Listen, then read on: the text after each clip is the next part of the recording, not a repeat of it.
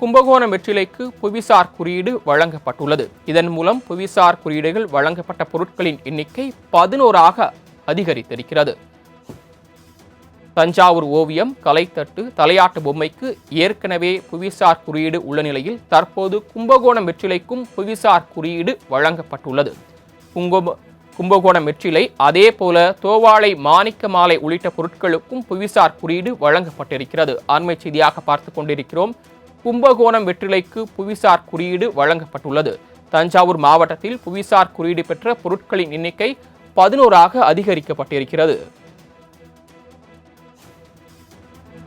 தஞ்சாவூர் ஓவியம், கலைத்தட்டு, தலையாட்டு பொம்மைக்கு ஏற்கனவே புவிசார் குறியீடு உள்ளது குறிப்பிடத்தக்கது. இந்த நிலையில் தற்போது கும்பகோணம் வெற்றிலைக்கும் புவிசார் குறியீடு வழங்கப்பட்டிருக்கிறது.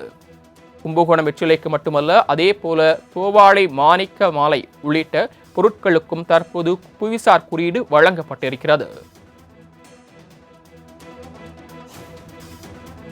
ஏற்கனவே தஞ்சாவூர் மாவட்டத்தில் புவிசார் குறியீடு பெற்ற பொருட்களின் எண்ணிக்கை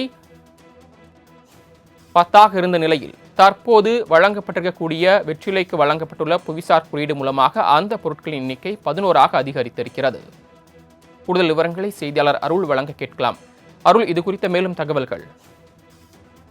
வணக்கம் சரவணன். அதாவது கும்பகோணம் வெற்றிலை உள்ளிட்ட 2 பொருட்களுக்கு புவிசார் குறியீடு கிடைத்ததாக புவிசார் குறியீட்டு வழக்கறிஞர் சஞ்சய் காந்தி தஞ்சை செய்தியாளர்களுக்கு தற்போது தெரிவித்துள்ளார்.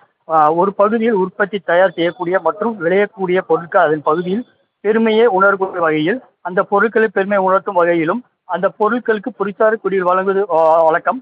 அதன் அடிப்படையில் தஞ்சை மாவட்டம் தஞ்சை தலைத்தட்டு, தஞ்சாவூர் வீணை, நாகஸ்வரம், நாச்சியார் கோயில் குத்துவிளக்கு உள்ளிட்ட 10 பொருட்களுக்கு புவிசார் குறியீடு என்பது வழங்கப்பட்டுள்ளது. அது மட்டுமில்லாமல் 62 பொருட்கள் புவிசார் குறியீடு பெற்று தமிழகத்தில் 2வது இடத்தில் உள்ளது.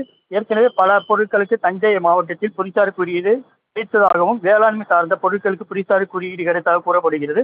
தற்போது முதல் முறையாக கும்பகோணம் வெற்றிலைக்கு பிரசித்தி பெற்றதாகவும், அது மட்டுமில்லாமல் சிறப்பு வாய்ந்த சக அளவு காரத்தை கொண்ட கும்பகோணம் வெற்றிலையின் சிறப்பை போற்றும் வகையில் கும்பகோணம் வெற்றிலைக்கு புவிசார் குறியீடு என்பது தற்போது கிடைத்துள்ளது.